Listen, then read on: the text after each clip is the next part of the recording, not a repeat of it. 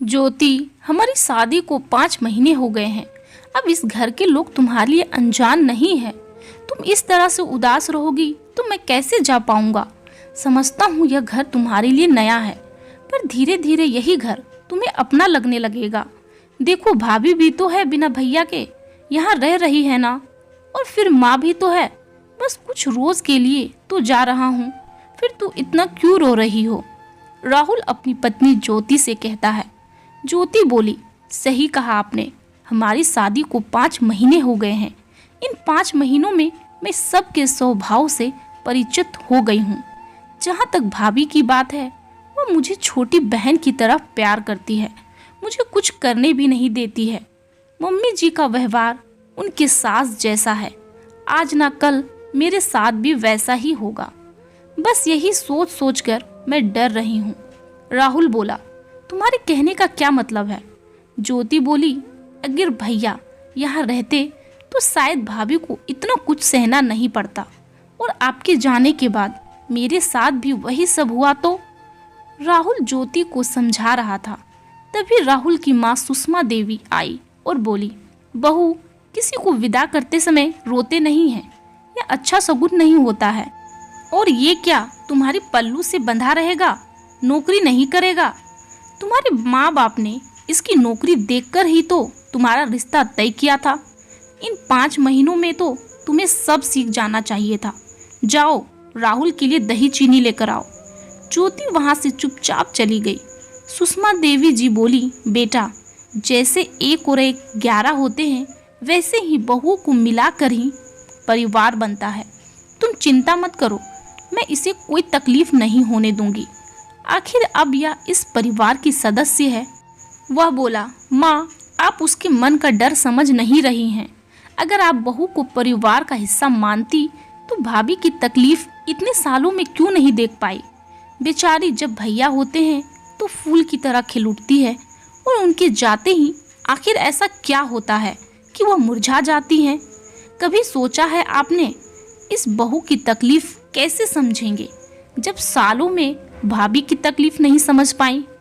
राहुल दही चीनी खाकर सबसे विदा ले लिया। अगले दिन ज्योति का मन बहलाने के लिए उसकी जेठानी काव्या उसे रसोई में अपने साथ ले गई।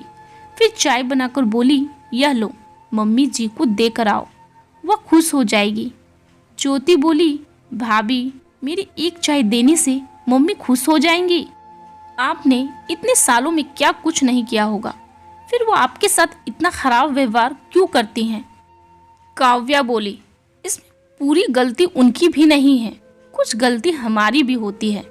शुरुआत में जब हमारे साथ कोई बुरा व्यवहार करता है या कोई बुरा कहता है तो हमें उसी समय रोकना चाहिए उसे, पर कई बार रिश्तों का मौका देने के चक्कर में हम सहते चले जाते हैं और हमारे साथ बुरा होता चला जाता है। मम्मी के साथ शायद उनकी सासू माँ ने अच्छा व्यवहार नहीं किया, जिसके कारण उनका स्वभाव भी वैसा ही हो गया। खैर छोड़ो, तुम चाय लेकर जाओ। हंसी मजाक करते 2 दिन कैसे बीत गया ज्योति को पता भी नहीं चला। अगले दिन सुषमा जी रसोई में आई और बोली, छोटी बहू, लगता है तुम्हारे पास कोई काम नहीं है, तभी पूरे दिन हंसी ठिठोली में बिता देती हो। कम से कम अपना कमरा ही ठीक कर लो। तुम्हारी शादी के समय से ही उस कमरे में इतना सामान बिखरा पड़ा है, ये तुम्हें दिखाई नहीं देता। उसे ही व्यवस्थित कर लो। घर में पति ना हो तो अपना मन काम में लगाना चाहिए, ना कि सास की बुराई करने में। इतना कहकर वह चली गई। उनकी जाती ही ज्योति उदास हो गई और काव्या बोली, ज्योति, चलो तुम्हारा कमरा ठीक कर लेते हैं, बच्चों को आने में समय है, देवर जी आते ही खुश हो जाएंगे। यह सुनकर ज्योति खुश हो गई। फिर दोनों ने मिलकर उस कमरे को ठीक किया। अगले दिन सुबह से ज्योति राहुल का इंतजार कर रही थी। जैसे ही राहुल दरवाजे से अंदर आया, ज्योति बच्चों की तरह भागकर उसे गले लग गई। आस पड़ोस की औरतें देखकर हंस रही थी। वही काव्या ज्योति की खुशी देखकर खुश हो रही थी। तभी सुषमा जी ने आवाज लगाई, छोटी बहू, तुम्हारा पति कहीं भागा नहीं जाएगा, उसे अंदर तो आने दो। अचानक ज्योति को ख्याल आया कि वह अपने ससुराल में है। उसने दुपट्टे को अपने दांतों में दबाया और शर्माते हुए राहुल से अलग हो गई। राहुल मुस्कुराते हुए माँ के पैर छुआ और अपने कमरे में चला गया। वहीं सुषमा जी ज्योति को आंखें दिखा रही थी। काव्या ज्योति को चाय देते हुए बोली, यह लो, जाकर देवर जी को दे दो और जितनी बातें करनी है कर लो, बस थोड़ी देर मम्मी जी के सामने मत जाना। ज्योति सब समझ गई और मुस्कुराते हुए चले गई। धीरे धीरे समय बीतने लगा। करीब 2 महीने बाद जब काव्या के पति सुनील छुट्टी लेकर आए, ज्योति ने सुनील का आशीर्वाद लिया तो सुनील ने कहा, और कहो ज्योति, घर में मन लग गया? ज्योति बोली, भाभी है तो मन लग ही जाता है, बस भाभी का मन नहीं लगता। सुनील हर बार की तरह आज भी काव्या को रसोई में देख मुस्कुरा रहा था। रात के खाने में काव्या ने सबकी पसंद की चीजें बनाई, सबकी पसंद की तरह तरह की पकवान बनाए। सब खाना खाकर अपने अपने कमरे में चले गए। ज्योति बोली, भाभी मैं रसोई का काम देख लूंगी, आप जाइए। तभी सुषमा जी आई और बोली, बड़ी बहू आज मेरे पैरों में बहुत दर्द है, तुम तेल लगा दो। ज्योति बोली, मम्मी जी मैं लगा देती हूँ। भाभी बहुत थक गई हैं क्योंकि उन्होंने सुबह से बहुत सारा काम किया है। सुषमा जी बोली, बहू तुमसे जितना बोला जाए उतना ही किया करो। बहू यहाँ सखी पुरवा मत किया करो, अपना काम किया करो। तभी राहुल आया और बोला, क्या हुआ माँ, आप नाराज क्यों हो रही हैं? काव्या चुपचाप रसोई में तेल गरम करने चली गई। सुषमा जी बोली, मैं तुम्हारी पत्नी का कितना ख्याल रखती हूँ, पर यह है कि मेरी एक भी नहीं सुनती, मेरा कहाँ नहीं मानती, ऊपर से मुझसे ही जबान लड़ाती है। ज्योति बोली, मम्मी जी आप अगर मेरा ख्याल रख सकती हैं तो भाभी का क्यों नहीं? कितने दिनों बाद भैया आए हैं, भाभी को तो मन की बातें करनी होंगी। और जहाँ आपके पैरों का दर्द का सवाल है तो आपके पैरों में तेल तो आपका बेटा भी लगा सकता है। क्यों जी, आप अपनी माँ की सेवा नहीं कर सकते हैं? जरूरी है कि मम्मी जी को भाभी ही तेल लगाए रोज? ज्योति ने राहुल को इशारा किया। राहुल समझ गया, बोला, हाँ माँ, बहुएं तो आपकी सेवा रोज करती हैं। चलिए आज मैं आपकी सेवा करता हूँ, आज मैं आपको तेल लगाता हूँ आपकी पैरों पर। इतना कहकर काव्या के हाथों से तेल ले लिया और माँ के साथ चला गया। कमरे में सुषमा जी बोली, राहुल मैं कह रही हूँ अपनी पत्नी को समझाओ, ऐसा ना हो कि आगे चलकर वह तुम्हारी भी ना सुने। ज्योति को लेकर आपकी राय गलत है। दादी ने जैसा आपके साथ किया आप वैसे ही अपनी बहुओं के साथ कैसे कर सकती हैं माँ? एक बार सास नहीं बेटी मानकर उनकी तकलीफों को समझिए तो सारी परेशानी खत्म हो जाएंगी। इतना कहकर राहुल वहाँ से चला गया।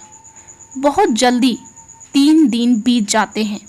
देखते ही देखते राहुल के जाने का समय हो गया। एक सुबह ज्योति को जागने में थोड़ी देर क्या हो गई, सुषमा जी ने सारा घर सर पर उठा लिया। जब काव्या चाय देने गई तो गुस्से में बोली, तुम्हें फुर्सत मिल गई? इतने सालों का नियम तुम कैसे भूल सकती हो? सुनील बोला, माँ आपको कौन सा नौकरी पर जाना है? एक रोज अगर चाय थोड़ी देर से भी पियोगी तो कोई दिक्कत नहीं है। माँ घर की शांति बनी रहे इसके लिए कुछ चीज़ों को नज़रअंदाज करना भी आना चाहिए, वरना जिस तरह से आप गुस्से में आ जाती हैं आप आगे पीछे कुछ भी नहीं देखती। अगर सीमा के सैनिक भी आ जाए तब तो रोज जंग होती रहेगी। सामने जब सुनील जाने लगे तो काव्या की आंखों में सवाल थे कि आखिर कब तक। सुषमा जी बोली, बेटा तुम यहाँ की चिंता मत करो, अब तुम यहाँ नहीं रहते हो तो तुम्हारी पत्नी की तकलीफ देखने के लिए मैं हूँ। सुनील बोले, माँ जी सालों में आपसे नहीं जो हो पाया है वो मेरे जाने के बाद कैसे कर लेंगे। यह सब कहकर क्यों खुद को झूठा साबित करती हैं आप। रहने दीजिए। आप इसकी तकलीफ कितना समझती हैं मैं जानता हूँ। मैं देश के दुश्मनों से लड़ सकता हूँ पर अपनी माँ से नहीं लड़ सकता। इतना कहकर सुनील वहाँ से चला गया। काव्या ने मुस्कुराते हुए सुनील को विदा किया। ज्योति ने काव्या से बोली, भाभी आप कहाँ से इतना साहस और धैर्य लाती हैं, मुझ में तो नहीं है। काव्या बोली, एक औरत धैर्य और शक्ति दोनों का रूप होती है। बस वक्त पड़ने पर कभी सरस्वती तो कभी काली का रूप ले लेती है। कुछ रोज बाद सुषमा जी की चाय ज्योति ने बनाई तो सुषमा जी गुस्से में काव्या से बोली, बहू तुम जानती हो मुझे कैसी चाय चाहिए, फिर तुमने छोटी बहू के हाथों से क्यों भिजवाया। काव्या बोली, मम्मी जी अपनी आदतों को बदल लीजिए। मेरे बच्चे बड़े हो गए हैं, उनकी ज़रूरतें भी बढ़ रही है तो मुझे उनके हिसाब से काम करना पड़ता है। अगर ज्योति की बनाई चाय हम सब पी सकते हैं तो आप क्यों नहीं पी सकती। इतना कहकर काव्या वहाँ से चली गई।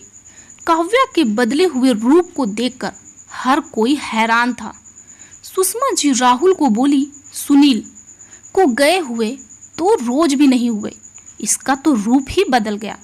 यह सब तुम्हारी पत्नी के संगत का नतीजा है। उसी ने इतना इसको चढ़ाया है।